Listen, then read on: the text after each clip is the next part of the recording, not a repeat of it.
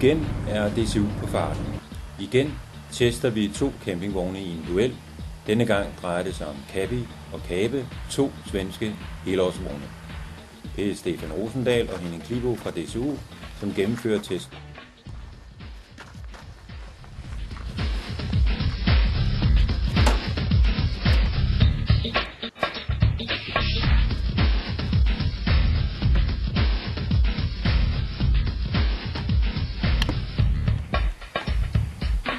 Testen indeholder de 10 velkendte discipliner: kørsel, rangering, karosseri, varmesystem, sædegruppe, garderobe og skabe, soverum, køkken, toilet og bad, og så helhedsindtrykket til sidst. Testen foregår i Sverige i koldt vintervejr. Velkommen til testen.